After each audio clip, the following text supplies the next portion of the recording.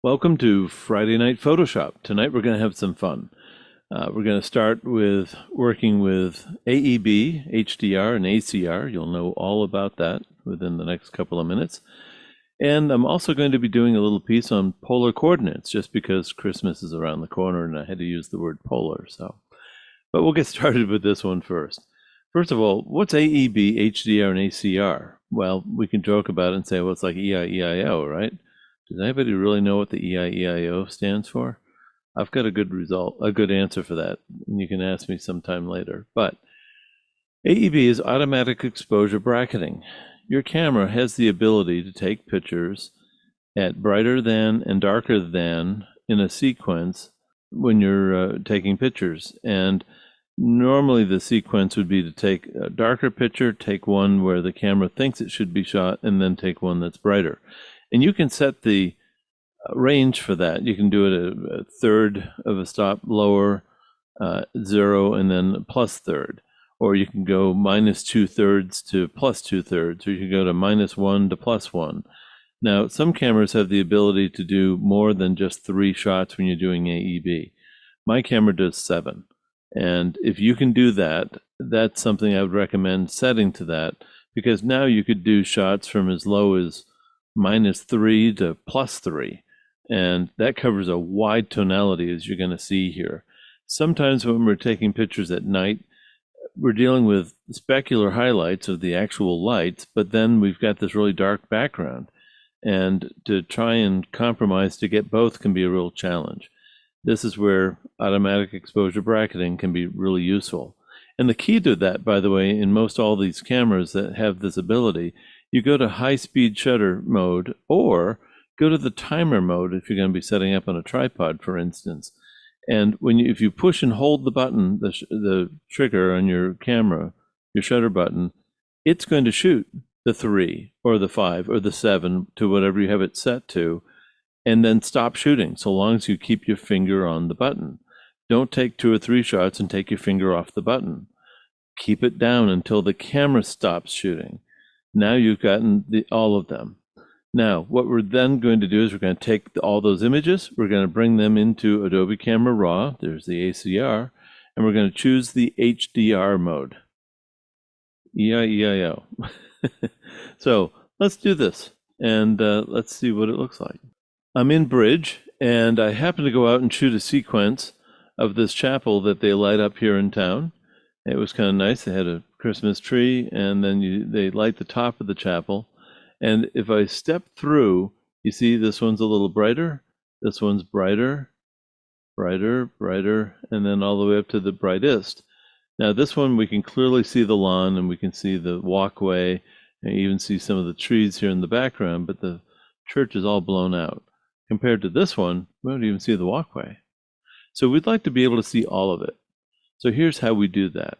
So again, from Bridge, I'm going to simply choose all 7 images. And it's just a matter of clicking on the first one, shift clicking on the last one.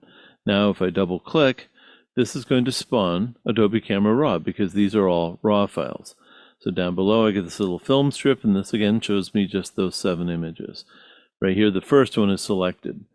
And I can step through these and look at these again if I wanted to.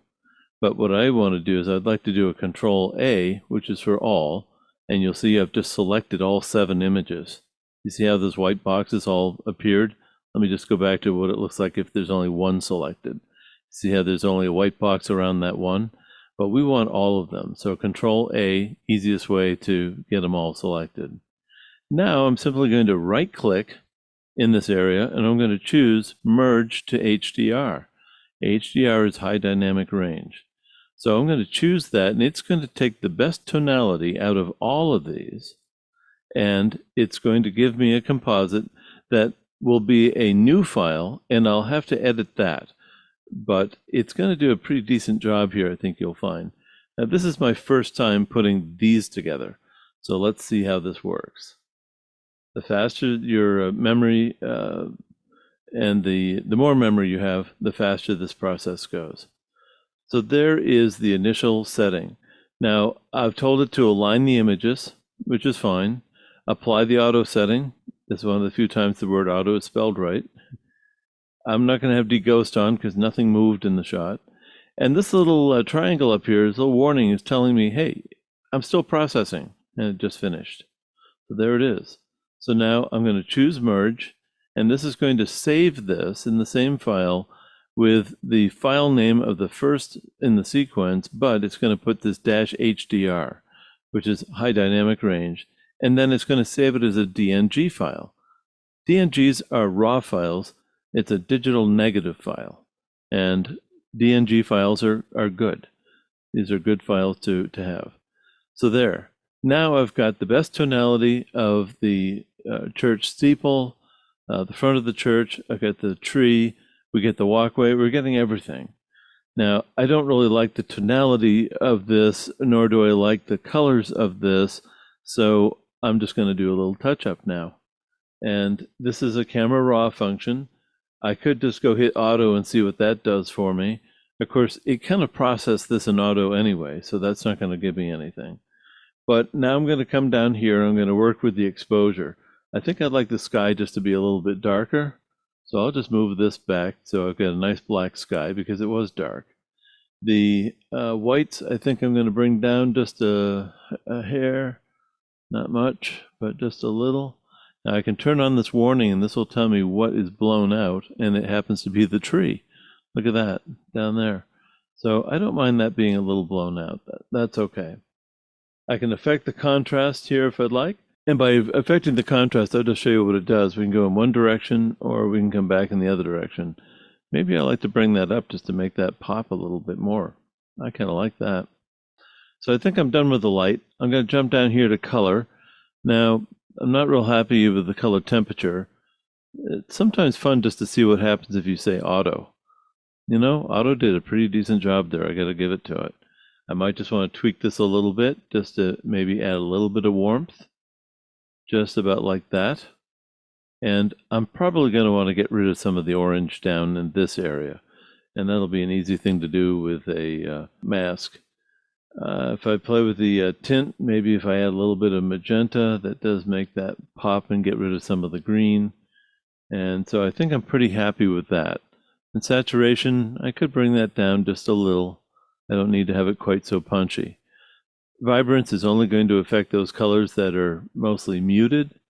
So that's not too bad there, but I'm still going to work on this walkway because I'm not thrilled with how that looks. So I've just done some really rudimentary things here. Now I'm going to go into effects. And this is where I might use the vignette just to kind of darken the edges just a bit. And then texture is going to make that be a little sharper, kind of like that. There's not much haze in here, or not much to dehaze, but if I do the opposite effect, look at this, I can kind of lighten up some of those darker areas, and I actually like that. I think that looks pretty nice. Now the church looks like it's got a glow around it, so some of that might be as a result of that dehaze, so maybe I'll just back that off just a little bit. And clarity can make certain things punch. And I think I like that, probably about like that. I didn't change it too much. All right, so I'm pretty well done with effects now. Color mixer, I'll work on that a little later. Detail, we can go look at the masking, see if there's how much noise is in this shot. Look at that, we still have stars in the sky. That's pretty impressive. There's not a whole lot of noise in this image. I shot this at ISO 320, and that image is pretty clean. So that looks pretty good. All right. Now, optics should already be enabled, and they are. This tells me the camera I shot with and the lens that I used. And I'm removing the chromatic aberration, and I'm using the lens profile. If I shut this off, you can see there's a little difference there, but that's fine. And then I've got geometry. This could be interesting. Let's see what happens. I'm not sure what's going to happen if I turn this on. Oh, I do like what that did. It kind of cropped things a little and brought things in, but more importantly, it straightened things out. So if I look at this before, I was going to get rid of some of that on the bottom anyway, because I don't need all that walkway. So that actually did me a favor, and that looks pretty good. I could take this vertical and actually tip this a little bit toward me like that. And then if I have that constrained crop on, that makes it a little more vertical. I had the camera pretty low to the ground. It looked like that church was, leaning over backwards. I could go even a little bit more if I wanted to make that look like I'm looking a little more square. I mean, I could go all the way and square that right up, but the top of the church is going to look a little top heavy. But if I just bring this back just a little bit more, I think that that might look pretty good. I think I like that. All right. Now I can come down here and look at where we started. This is the beginning. And this is where we're at now. A lot more detail. Now the beauty of HDR, high dynamic range, because I did all the tonality here, I'm able to mitigate for the hot spots and also the dark spots. And we can really see that when we go to a single shot. You can see how this is just blown out. And then there are parts down here that are just so dark. And when I come back and look at it this way, this is a nicer representation of this church. I think I'm going to go back and use the effects and the vignette just a little bit more, just to darken the edges, because I can. That just makes the church stand out a little bit more. I do have a glow in here. It's funny, normally I wouldn't like that. But in this scenario, I actually kind of like it. I think that's kind of nice that it's got that glow. So I would normally go and probably try to clean that up a little bit, but I think I kind of like that. So I'm going to leave that alone.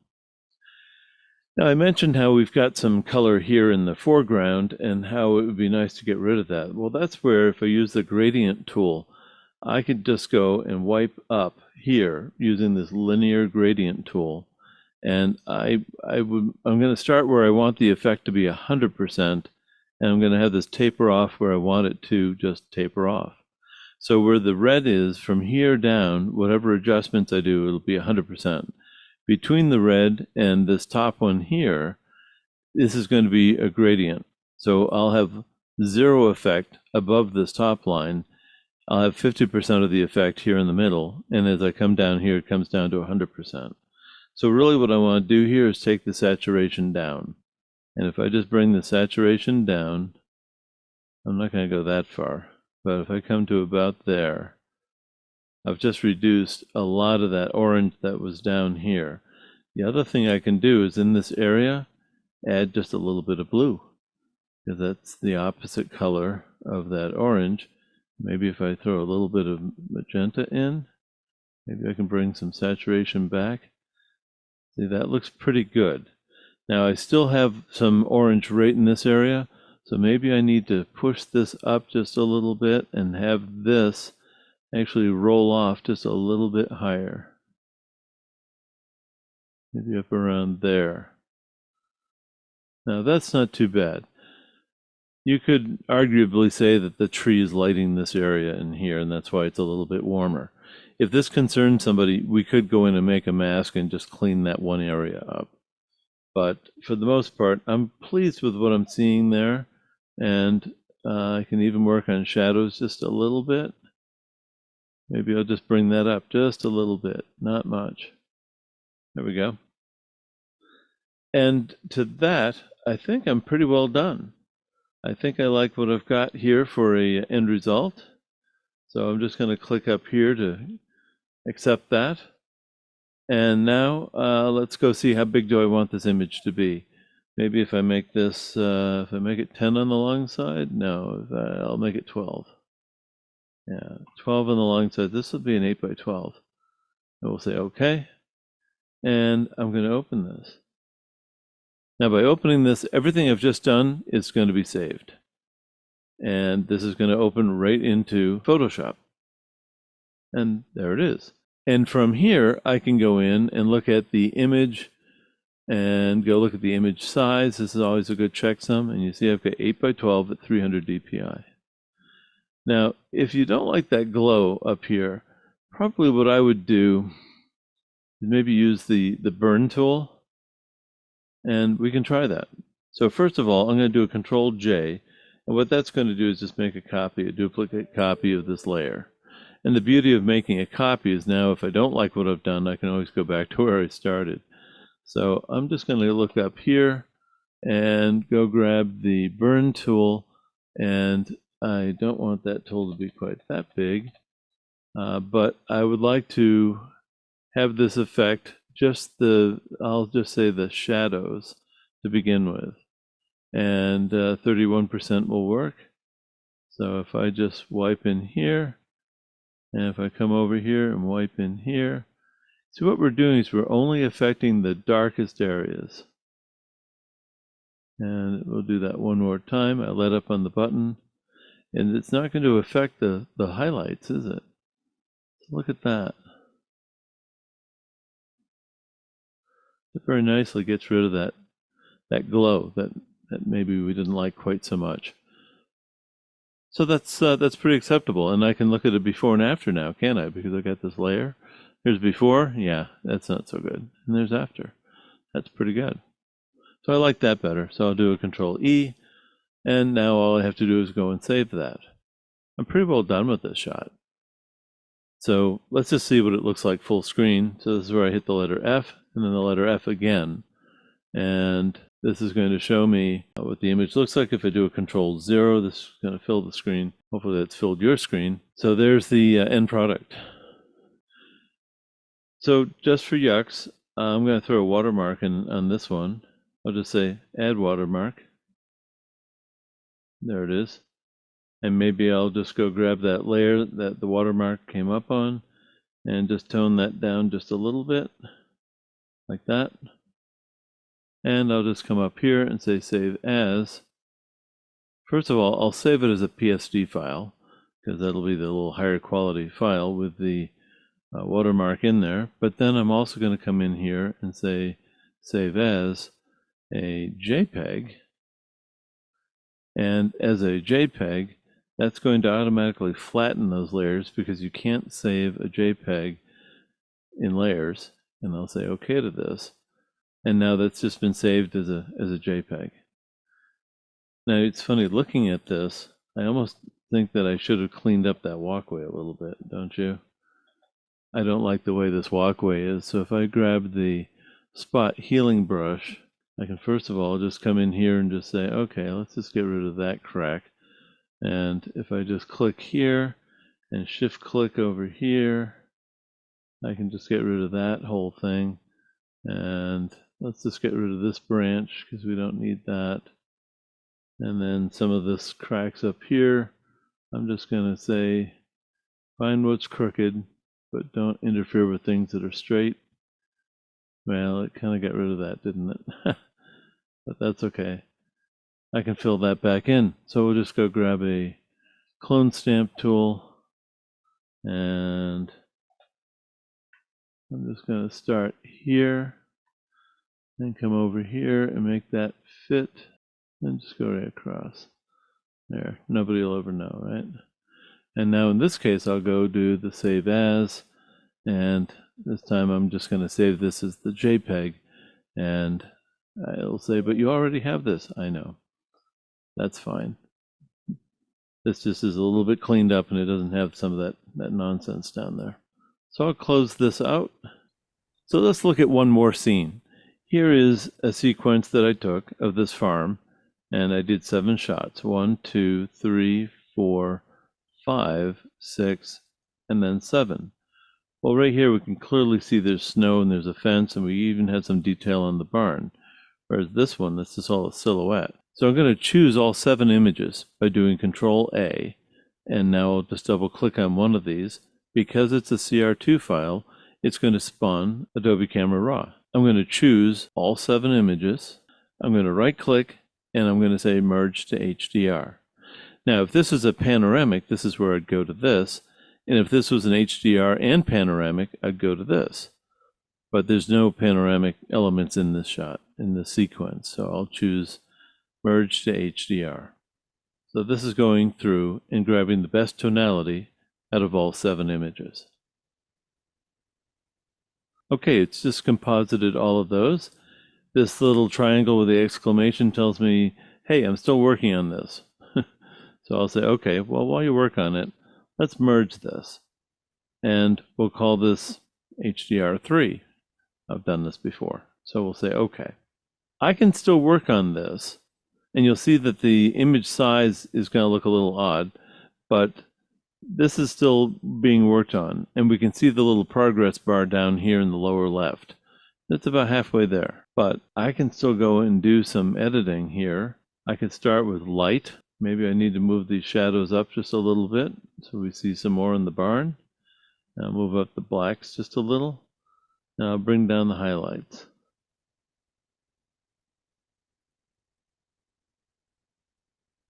Bring down the contrast just a bit. There we go. Oh, and by the way, it's finished processing. You see that? Just clicked away. Now I'm going to come down here to color. So much of this image is in the shade, so I'm inclined to choose shade for the white balance. And I'd like this snow just to be a little bit whiter, so I'm going to actually bring this over here. And that's more the way that I remember the sky. It was a real rich sky. And that looks a little better. I'm going to go back to light and see if I can do something to improve that sky. There we go, bring the whites down, because that was just a little overbearing in this one area. And I think I do need to bring blacks up just a little bit. This is where it's fun to go back and say, okay, where'd we start? Here's the starting point. And look at where we are. I'm going to go back now down to effects. And I think clarity is going to help me here. Yeah, it sure did. I like that. Texture is going to make that a little bit sharper. Dehaze, I don't know if I really need that, but I like what that did. And then vignettes, just going to bring a nice little halo all around the edges. Now, I didn't do any cropping to this at all. So this is just pretty much straight out of the camera. And I wonder what geometry will do for me, if anything. I don't know if it'll find any lines to try and straighten out. Well, it sort of did, but I don't like what it did. I think I'd rather have that straightened out more like that. Maybe, maybe not. Let me see if I move that just a little bit more. There we go. All right, I think I like that better. And I could do some cropping to this. Maybe I'd like to go and make this, oh, let's say an 8 by 10. That would be nice.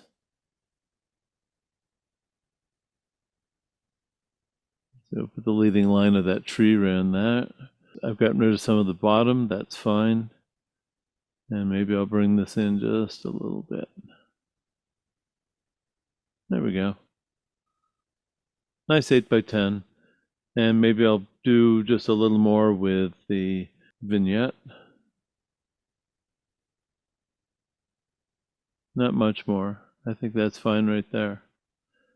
And now if I come down here and declare the size, because it's a 4 by 5 aspect ratio, I'm going to tell this to be 10 on the long side, which means the short side will be 8 by default. And we'll say OK, and then I'll open this. And what I've just done is I've taken those 7 images and I've just combined them all to take the best tonality out of each one. I've processed it, and here we go. Let's do a Control 0 so you can see that full screen on yours. So there I caught the setting sun with the warmth of the setting sun and the coldness, if you will, of the snow. And that is more the way that my eye remembers it. The camera was not able to get that in a single shot. So next, let's take a look at polar coordinates. This is something that is really more for fun. Do you remember those Chinese fans that come collapsed, and then you can open them up and fan them out, and you can use them to like fan yourself? I really need to get a picture of that. Anyhow, that's kind of what we're going to be doing, but with an image. And so let's see how this works. So I'm going to work with one of my own images. I was in New York City and I took this photo, and it's not exactly straight. So one thing that's important is we need some things to be straightened out and to be properly adjusted. So let's just see what geometry does for me. Will this rotate this at all? A little. It got things straighter, and that's good. So now what I'm going to do is I'm going to come up here and grab this align tool. And what I really want to do is to get this horizon to be as straight as I can make it. And that's pretty good. All right, I like that. Next, I'm going to crop this image, and what I need to think about is how the right side of the image is going to be touching the left side. Now, I know that sounds odd. They're polar opposites, but what we're going to be doing here, we need one side to exactly touch the other side.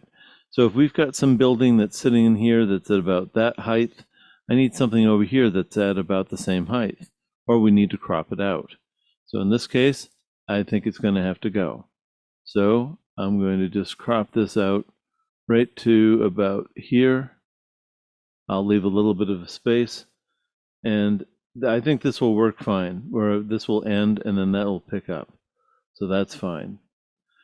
And I want a little more sky, so I'm just going to move that up there. So I'm going to double click, and then I'm going to take this image, and on the long side I've got 10 inches. Well, just to make it easier for tonight, I'm going to make it 8.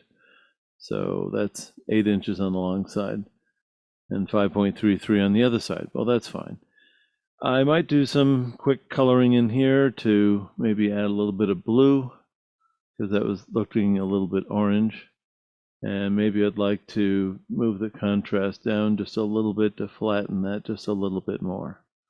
Okay, I think that's pretty good.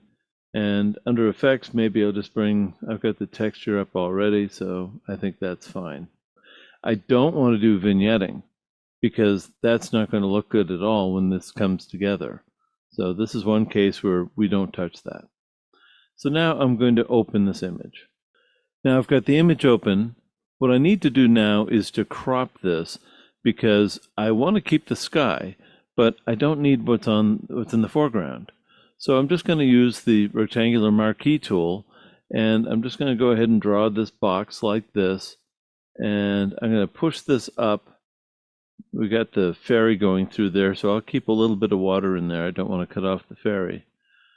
But I'm going to just say crop the image just like that.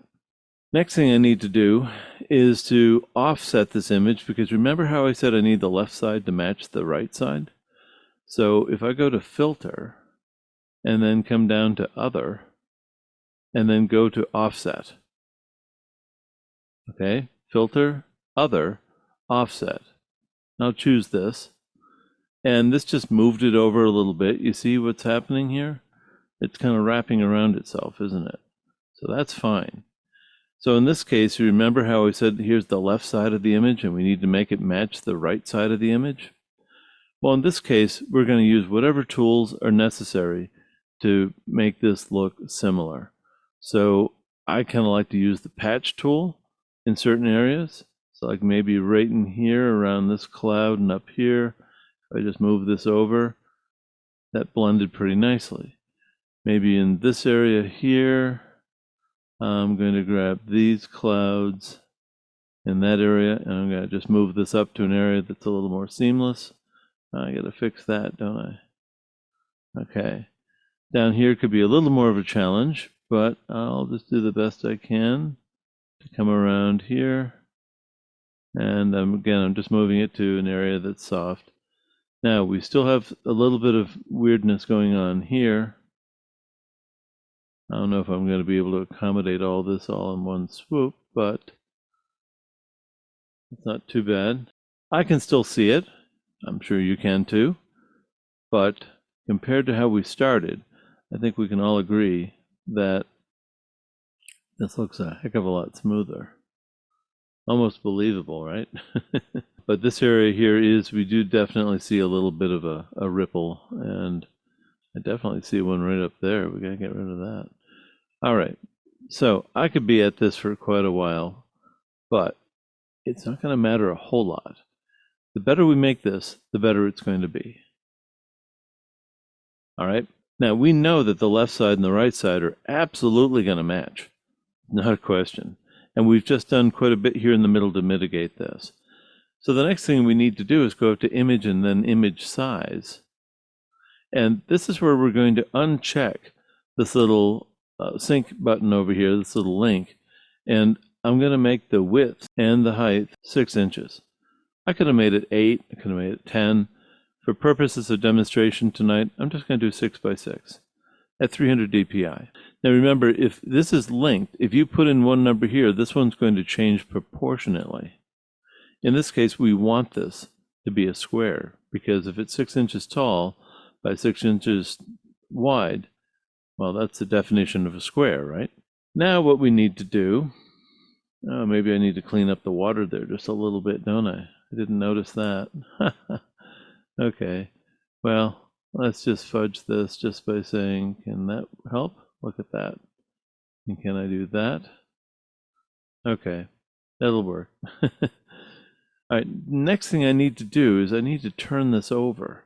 You know how a Chinese fan comes together at one point, and when you fan it open, it stretches from one side? Well, in this case, we needed to do it from the other side, so that if I go to image rotation and say 180, now there's the image simply upside down. Now comes the fun part. We ready? We're going to go up here to filter, and we're going to go to distort, and the third one down is polar coordinates. So I'm going to choose polar coordinates. And I want rectangular to polar. Well, in this case, it's a square, but we're starting with something other than polar. So we're going to do rectangular to polar, and I'll say OK. And there's our little city out in space as its own little island. I like it. It's cute. I love this. So fun. Now, I would need to clean up the edges just a little bit, and that's not too hard to do. If I come up here and just grab the elliptical marquee tool with a fixed ratio of 1 to 1, 2 to 2, whatever I want, right? And if I just go and draw a circle and put this around this, like this, maybe I'll go a little bigger. Okay, something like that. So I've just made the selection around. I'm going to go right click and I'm going to say feather. And I think I'd like to put in a pretty big feather, like maybe go even more, maybe like about 30 pixels. All right, and we'll say all right. And now I'm going to right click again and we're going to say select inverse. That means select everything but what's in the middle. And now I'm going to come in here and say let's fill this with black. I could do white, but let's just do black. I'll say okay. And there's our little planet in space. Let's hit F and then F again and Control 0. So there's New York City represented in polar coordinates. Now, what could you do with this? If you had a clock face, you could buy one of those mechanisms that you could then poke the hole through the middle and make this a clock. I've seen some sites where you can upload your own artwork and they put it as a background for a watch that you could wear. You could have your own photo in the watch. I think this would be a hoot for if there's somebody you know who might live in New York City. You could send this to them and you could say, hey, here's how your city looks in polar coordinates. And they'll probably write back and say, what's polar coordinates? At which point you can say, well, if you go to Friday Night Photoshop, you can see how this was done, right? If you're going to do a card, by the way, I think I'd be more inclined to come over here and say fill, but maybe fill with white. Save some ink on your printer. Very true. Now, Mike, how do we move that big building to the top so it's at the 12 o'clock? I knew that was going to come. Okay, so here's all we have to do. We'll come back here. I'm going to right click. First of all, I have to make a selection, so I'll do a Control A to select all. Now, if I just say free transform, all I have to do is come up here and grab any of these corners. I can just rotate this around, and we can make that building. If they're the ones funding this, put them at 12 o'clock by all means. If the building here that's got these cranes, if they're the ones who are funding the project, if they're cutting the check for you, put them up here at 12 o'clock. So in this case, you wanted the big building up there, and so there it is. And we'll just say, okay. And we just get rid of that. Now, by the way, if you think of a square going to a circle, if I had a rectangle, that's going to go to an oval. So when I made this what did I say, 6 inches by 6 inches. If I did 6 by 8, or if I did 3 by 4, or some other dimensions like that, such that it wasn't exactly a square, when I did the polar coordinates, this would then be an oval. I'm just going to go ahead and save this one because I kind of like how this one came out. Let me show you some others that I've done in the past. There was this running race, and I took a picture of everybody who was lined up at the starting line. There was a shot of some foliage, and I made that out of it. Not everything goes together well as a polar coordinates. This is one that I did, and I called it Around Portland. Anyone want to guess what city that is? Looks like Chicago. Chicago. Yes, you win. Yeah. This one was kind of different. These cormorants that were out on a rock, and I just threw that together. That's fun. Looks like an illustration in a children's book. Yeah. Now, one thing I didn't show you is if you go to my website, which is phototourismbymike.com, and if you go to the education tab, we have Friday Night Photoshop. And by clicking on that, we can scroll down and go to Notes for FNPS. And if we scroll down here a little bit, here's Polar Coordinates and 7 Easy Steps. This is a download. It's a PDF. It goes to a single sheet. And I think with this one, I think I used a font that even conserves ink. So this will help you do what I've just demoed to you here. So go get this, print this out, and then you can go have some fun. And if you'd like to show me something that you've done, feel free to send it to me. So that was polar coordinates.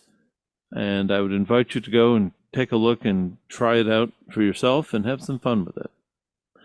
That wraps up this issue of Friday Night Photoshop. Thanks for joining, and we will see you again soon.